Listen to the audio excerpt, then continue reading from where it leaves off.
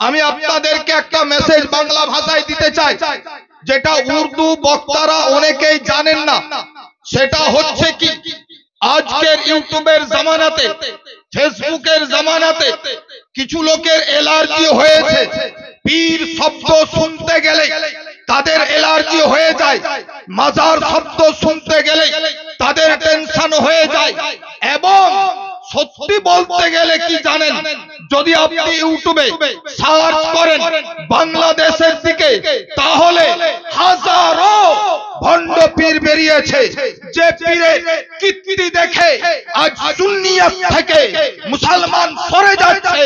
আমাদের জওয়ানেরা পীরদের আখলাক দেখে সে সুন্নি থেকে অন্য মাযহাবের দিকে চলে যাচ্ছে। আমি তাদেরকে মেসেজ দিতে চাই যে শুনে নাও, আমরা পীর মানি, তবে গাঁজাড়ি পীরকে মানি না। আমরা পীর মানি, তবে বেনামাজি পীরকে মানি না। আমরা পীর মানি, তবে ওই পীরকে মানি না যে মেয়েকে নিয়ে নাচন কুদন করে। আমরা পীর মানি, তবে ওই মেয়েকে পীরকে মানি না যে মেয়ে ছেলের সাথে মুসাফা কেন মুআনাকা করে। আমরা পীর মানি, তবে জটাধারীকে পীর মানি না। আমরা পীর মানি, তবে হাজারটা তসবিহওয়ালাকে পীর মানি না। আমরা পীর মানি, তবে শুনে নাও গাঁজাড়িকে মানি না। এক কথায় আমরা ওই পীরকে পীর মানি যাকে কোরআন তাকে বলে দিয়েছে ইন আউলিয়াহু ইল্লাল মুত্তাকুন। যারা আল্লাহর ওলি হবে তারা অবশ্যই পরেজগার হবে। যে পরেজগার হয় তাকে পীর মানি, ভণ্ডকে মানি। क्या कहने, जिंदाबाद जिंदाबाद। ভাইরা আমার, नारे तकबीर, नारे रिसालत, फैजाने उर्से बुखारी, फैजाने सरकार नूरू मिल्लत। ভাইরা আমার, এই জন্য এই এলাকায় পুরো ওলামারা গওয়াহ, আমার থেকে বেশি হুজুর নুরুল্লাহ বুখারী সাহেবকে এখানকার ওলামারা দেখেছেন, যার নামাজ তো দূর কিনার, জামাতের পাবন্দি থাকতো, যার নামাজ তো দূর কিনার, ম্যাক্সিমাম শেষ বয়সটা দেখা গেছিল মসজিদেই বেশিরভাগ কাটাতেন। যার সংসারে থেকেও সংসারের খেয়াল ছিল না, যার দুনিয়াতে থেকেও দুনিয়ার খেয়াল ছিল না। তার কারণ আমি বললাম, এটা আশ্চর্য নয়, যার বাপ জাইনুল আবেদিন হবে তার বেটা রাইসুল আবেদিন। क्या अच्छा है, जिंदाबाद जिंदाबाद जिंदाबाद जिंदाबाद।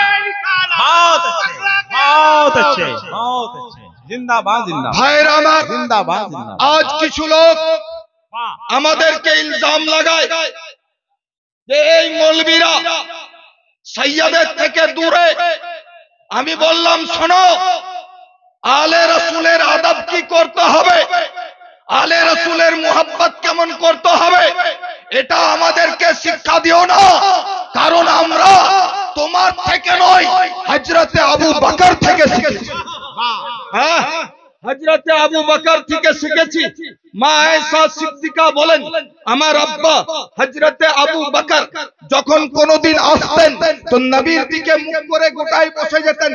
না ডানে খেয়াল ছিল না বামে খেয়াল ছিল, কিন্তু দেখতাম কি জানেন, যদি নবী না থাকতেন ওই মাহফিলে শেরে খোদার দিকে তাকিয়ে থেকে যেতেন, হযরতে আলীর দিকে তাকিয়ে থেকে যেতেন।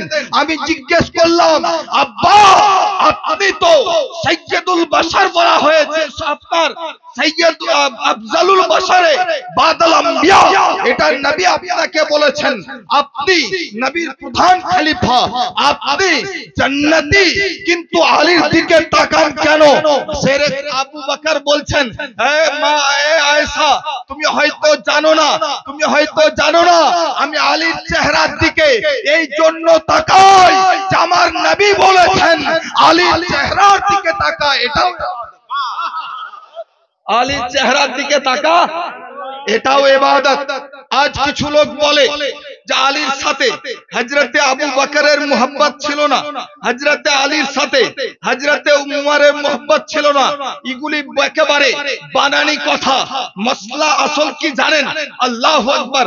হযরতে আবু বকর হযরতে আলীর দরবারে চলে গেছেন, যাওয়ার পরে বলছেন, ভাই আলী একটা দরখাস্ত নিয়ে এসেছি। বলে হুজুর কি দরখাস্ত নিয়েছেন বলেন। তো বলে আমি নবীর মুখে শুনেছি জান্নাতের দরওয়াজায় তোমাকে দাঁড় করানো হবে, জান্নাতের দরওয়াজায় তোমাকে দাঁড় করানো হবে। হে আলী তুমি আবু বকরকে সেদিন ভুলিও না। শেরে খোদা বলছেন, হুজুর যখন আপনি আমার রাজ ফাঁস করলেন, অতএব আপনারও রাজ ফাঁস করব।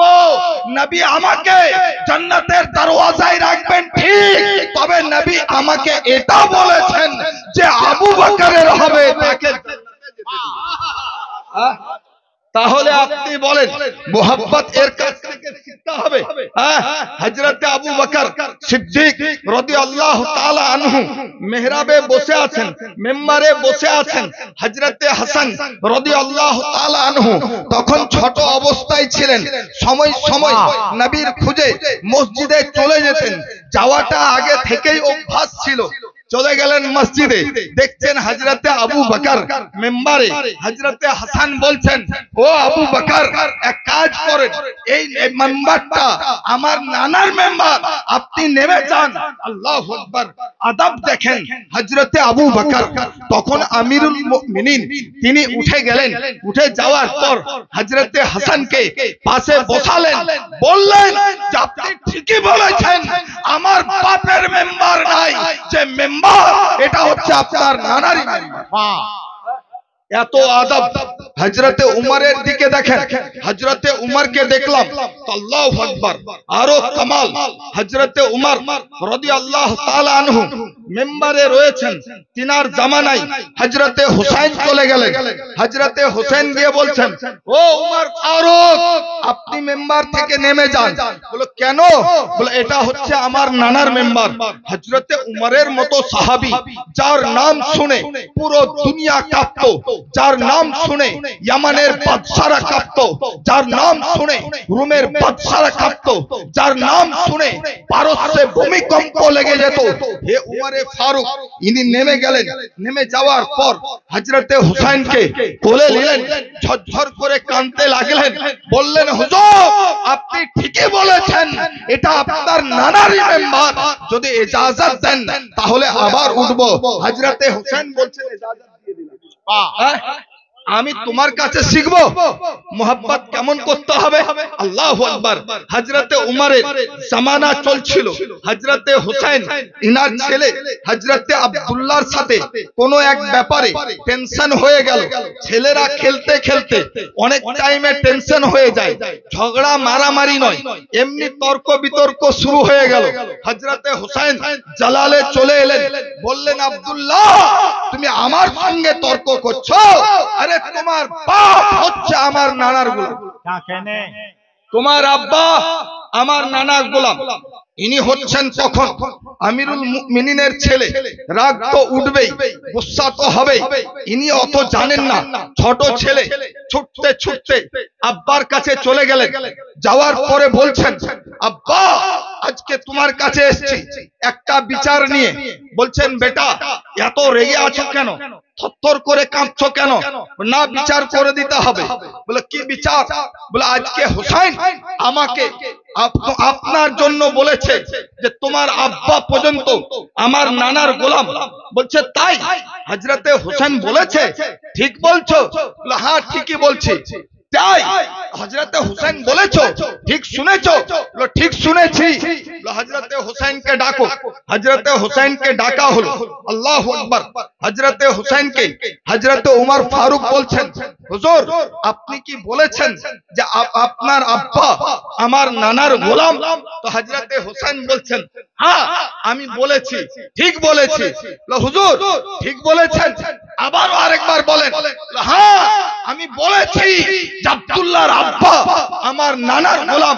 আবার বলছেন, হুজুর আরেকবার বলেন। আবারও বলছি হযরতে উমর আমার নানার গোলাম।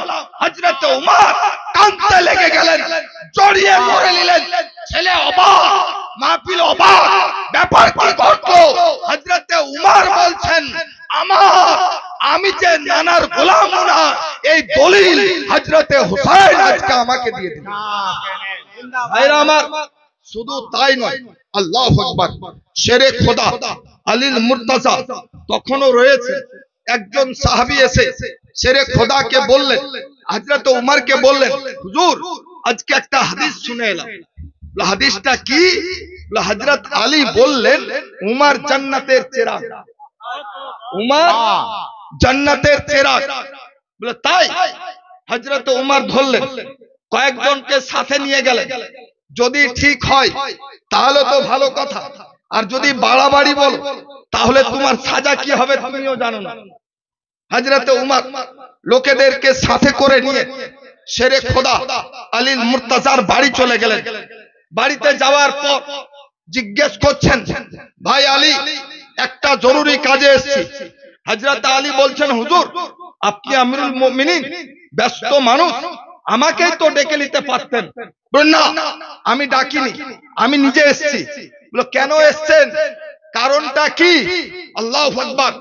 হযরত উমর বললেন, এই দেখেন এরা বলছে আপনি নাকি বলেছেন যে হযরত উমর জান্নাতের চেরাগ। শেরে খোদা আলীল মুর্তজা মুচকি হাসলেন, বলছেন, উমর এটা আমি বলিনি, বরং এটা নবী বলেছেন। এটা নবী বলেছেন। হযরত উমর বলছেন, ঠিক আছে নবী বলেছেন? হ্যাঁ নবী বলেছেন। আপনি লিখে দিতে পারবেন? হযরত উমর বললেন, আলী বললেন, হ্যাঁ আমি লিখে দিতেও পারবো, যেটা বলতে পারি সেটা আলহামদুলিল্লাহ লিখতেও পারি। হযরত আলীকে বললেন, তাহলে আপনি লিখে দেন। লিখে দেওয়ার পর আপনার করলেনটা কি? লিখে নিলেন।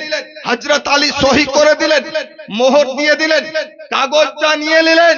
হযরত উমর চোখে মুখে চুমা দিচ্ছেন, লোকেরা দেখছে ব্যাপারটা কি।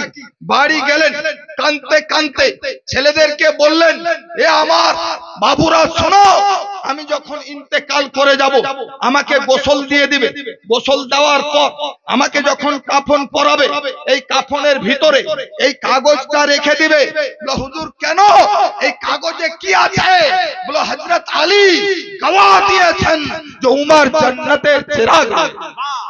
মুসলমান তাহলে বলে হযরত উমর কত আদব করতেন, হযরত আবু বকর আহলে বাইতে কত তাজিম করতেন। শুধু তাই নয়, হযরত উমরের জামানায় মাদাইন হলো কি জয় হলো। জয় হওয়ার পর অনেক আপনার ধন দৌলত মদিনা শরীফে এলো। হযরত উমর মদিনা শরীফে মসজিদে নববীতে বসে ইনি করছেন কি, বন্টন করছেন। যার যেমন হক তাকে তেমনি দিচ্ছেন। লাইনে দেখতে দেখতে আল্লাহু আকবার, হযরত হাসান চলে এলেন। হযরত উমর বললেন, আসেন হুজুর, চলে আসেন। হযরত উমর করলেনটা কি, হযরত হাসানকে 1000 টাকা দিলেন। দেওয়ার পর হযরত হুসাইন ঢুকলেন, হযরত হুসাইনকেও হযরত উমর 1000 টাকা দিলেন। তারপর হযরত উমরের নিজের ছেলে হযরত আব্দুল্লাহ বিন উমর যখন ঢুকলেন, তখন উনাকে 500 টাকা দিলেন। তখন 500 টাকা দিলেন। দুনিয়ার নিয়ম কি, নিজেরটাকে আগে দেখে। কিন্তু হযরত উমর হযরত হাসানকে 1000, হযরত হুসাইনকে 1000, আবার হযরত আব্দুল্লাহ বিন উমরকে 500 টাকা দিলেন। ইনি জিজ্ঞেস করে বসলেন, আব্বা হযরত হাসানকে 1000 টাকা দিলেন, হযরত হুসাইনকে 1000 টাকা দিলেন। ওরা তো আমার থেকে বয়সে ছোট। আমি নবীর জামানাতেও, নবী যখন ছিলেন জাহেরি চোখে আমাদের সাথে মদিনার বুকে যখন থাকতেন, তখনও এক একটা যুদ্ধে আমি গিয়েছি, কিন্তু উনারা তো জাননি। কিন্তু উনারা 1000 পেলেন কি করে, আমি 500 পেলাম কি করে? কাজ তো একই। হযরত উমর বললেন, শোনো বেটা, হযরত হাসানের মতো হযরত হুসাইনের মতো টাকা চাইতে গেলে আগে তার মতো হও, কারণ তার আব্বা হচ্ছেন শেরে খোদা আলীল মুর্তজা, যিনি হচ্ছেন নবীর দামাত। তার মা হচ্ছেন ফাতেমাতুজ জাহরা, তার নানা হচ্ছেন নবী। অতএব শুনে নাও, আমার চোখে আহলে বাইতের হাত তোমার ছেলে থেকে ডবল রয়েছে। এই কারণে আজও যদি বারেলি শরীফে আপনি যান, বারেলি শরীফে ফাতিহাতে যখন সিন্নি বিতরণ করা হয়, যিনারা গেছেন তিনারা দেখেছেন সাধারণ লোককে একটা দিলে সৈয়দ জাদাকে আলে রসুলকে দুটো দিলেন। কারণটা কি? আলা হযরত বলেন, শুনো, হযরতে উমর যখন হযরতে হাসানের হযরতে হুসাইনের নজরানা ডবল করেছিলেন, আমার এখানেও ডবলই চলছে। মুসলমান, অতএব আমি বলতে চাই, এ দরবার বড় আলা দরবার, এই দরবারে বুজুর্গদের চরম সুনাম রয়েছে। অতএব যারা দেখতে চায় সত্যিকারী দরবার কাকে বলে, পীর কাকে বলে, মুর্শিদ কাকে বলে, ওলি কাকে বলে, তাদেরকে এই দরবারে আসা দরকার। এখানে এসে দেখবে, পুরো দুনিয়াকে বলবে, শুনে লাও, আমরা পীর মানি, তবে ওই রকম পীরকে মানি যার আখলাক সুন্নতে মুস্তাফা হয়, যার চরিত্র সুন্নতে মুস্তাফা হয়, যার ইবাদত সুবহানাল্লাহ সুন্নতে মুস্তাফার নকল হয়ে থাকে। আরে পীর ধরব কেন? পীর ধরার উদ্দেশ্যটা তাই যে সুন্নতে মুস্তাফাকে প্র্যাকটিক্যাল করে আমার পীর আমাকে দেখাবে, তবেই না পীর হবে। হ্যাঁ, অতএব আজকের জিম্মাদার রাইস থেকে আমি দুনিয়াকে এটা বলতে চাই, আমাদেরকে ইলজাম লাগায়ও না। আমরা পীর মানি, তবে ভণ্ডকে নয়। আমরা পীর মানি, বেনামাজিকে নয়। আমরা পীর মানি, তবে গাঁজাড়িকে নয়। আমরা পীর মানি, তবে বেহায়াকে নয়। আমরা পীর মানি, তবে ঢোল বাজানেওয়ালাকে নয়। আমরা পীর মানি, তবে মুরিদের সাথে যে নাচে এই রকম পীর নয়। আমরা পীর মানি, ওই মেয়েকে, ওই পীরকে মানি না যে মেয়ে ছেলেকে গলায় গলা মেলায়। আমরা পীর মানি, তবে বেনামাজিকে মানি না। আমরা পীর মানি যেটা শরীয়তের নজরে দেখি সুন্নতে মুস্তাফা, যার খাওয়া সুন্নতে মুস্তাফা, যার চলা সুন্নতে মুস্তাফা, যার বলা সুন্নতে মুস্তাফা, যার উঠা সুন্নতে মুস্তাফা, যার বসা সুন্নতে মুস্তাফা, যার খাওয়া সুন্নতে মুস্তাফা, যার ইবাদত সুন্নতে মুস্তাফা, যার রিয়াজত সুন্নতে মুস্তাফা।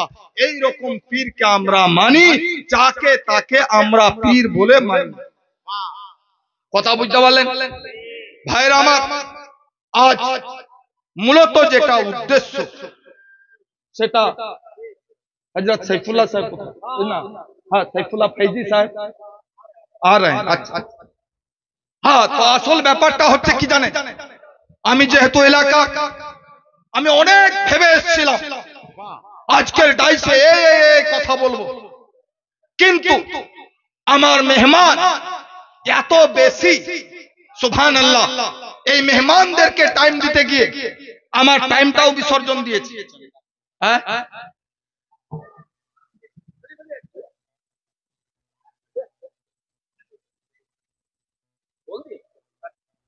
ভাইরা আমার, তবে আরেকটা কথা বলে দিই, আমি একটা এলান করার জন্য এখানে এসেছি। হুজুর আমাকে বলেছেন যে হযরত আপনারা হুজুরের দিকে আঙ্গুল দেখাবেন না, কারণ ইনার বচপনাও আমরা দেখেছি, ইনার জওয়ানিও আপনারা দেখেছি। হ্যাঁ, ইনার আব্বা যেমন পাবন, আলহামদুলিল্লাহ ছেলেও ওই রকম তৈরি হয়েছে। এবং ওলামারা বুকে কেন মাথায় করে নিয়ে বেড়ায়, এক তো আলে রসুল বলে, দ্বিতীয় হচ্ছে মাসলাকে আলা হযরতের পাবন বলে। আমি বেশ মোটামুটি 6-7 বছর আগে বুধপুরের এক প্রোগ্রামে এসেছিলাম। তখন কিছু কিছু খানকাতে আওয়াজ উঠলো যে নারা দিবে, তো মাসলাকে আলা হযরত বাদ দিয়ে আমি উনাকে বললাম হযরত আপনাকে তো চিনি, আপনি আমাকে চিনেন না, তবে আপনার মতামত কি? উনি বললেন শুনেন, আমার পড়াশোনা হচ্ছে টাটা জামশেদপুর থেকে, আমার ওস্তাদের মধ্যে পড়ছেন আল্লাহু আকবার আল্লামা আরশাদের পুরো খানদান, উনার মাদ্রাসায় আমি পড়ে এসেছি যে মাসলাকে আলা হযরতের পুরো দুনিয়ায় ডাঙ্কা বাজিয়েছিলেন, তার ঘর থেকে আমি শিখে এসেছি, আমারও রক্তে মাসলাকে আলা হযরতের নাম। ভাইরা আমার, আল্লাহু আকবার अल्लाहु अकबर। सब लोग जवाब दें या रसूल अल्लाह। जिंदाबाद जिंदाबाद। नहीं नहीं, তো ভাইরা আমার, আমাকে হুজুর যেটা এলান করতে বলেছিলেন আমি বলে দিই, হুজুর মিথ্যাবাদী নয়। গতকালকে হুজুর আমাকে ফোন করলেন, হযরত আপনি তো মুর্শিদাবাদে বাংলাদেশের পাঁজরে থাকেন, বাংলাদেশের অনেক বক্তা আপনাদের এখানে আসে। আমি বললাম হ্যাঁ হুজুর আসে। বলছে আজকের জলসায়, আজকের জন্য উনি বললেন মাওলানা গোলাম জিলানী নুমানীকে আমি দাওয়াত দিয়েছিলাম, এমন কি 10,000 টাকা অ্যাডভান্সও দিয়ে দেওয়া হয়েছে, রাস্তা খরচও দেওয়া হয়েছে, তবে উনি সম্ভবত আসতে পারছেন না। ব্যাপারটা একটু তাহকিক করেন। আমি বাংলাদেশে কয়েকজনের সঙ্গে কথা বললাম, সত্যিকারী উনি আসতে পারছেন না। ভারতের যেটা অবস্থা আপনারা কেউ জানেন না তা নয়, সোশ্যাল মিডিয়ার যুগে আপনারা প্রত্যেকেই জেনে গেছেন সালমান আজহারির উপরে বাড়াবাড়ি করে তাকে যে জেলে ভরা হয়েছে, পুলিশ রিমান্ডে যে রাখা হয়েছে, এই কারণে পুরো ভারত আতঙ্কিত, মুসলমান দুঃখিত, মুসলমান কেঁদে যাচ্ছে, কেউ মসজিদে কাঁদছে, কেউ মাদ্রাসায় কাঁদছে, কেউ জুমার পরে দোয়া করছে, একের পর এক সবাই দোয়া করছে, যেখানে যেমন ভাবে হোক ওলামারা প্রতিবাদ করছেন। তবে শুনেলেন, আমি ভারত সরকারকেও বলেছি এই রকম সালমান আজহারিকে 3 দিন 5 দিন 7 দিন আটকে তুমি দুনিয়াকে মুসলমানের, ভারতের মুসলমানকে শেষ করতে পারবে না। তার কারণ আমাদের ওলামা যখন জেলে যান উনারা মনেই করলেন ইমামে আজমের সুন্নাত আদায় করেছে। আমার ইমাম, আল্লাহু আকবার, क्या कहने, जिंदाबाद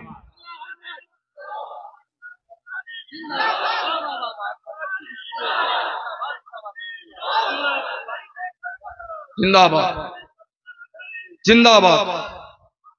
ভাইরা আমার, তবে আপনাদেরকে বলে যায় এমন কোন কাজ করবেন না যেটা আইনের চোখে দণ্ডনীয় হয়ে যায়। যদি কোন জিনিস ভাঙচুর করবেন না, কারণ সেটা সরকারের নয়, সেটা আমারও।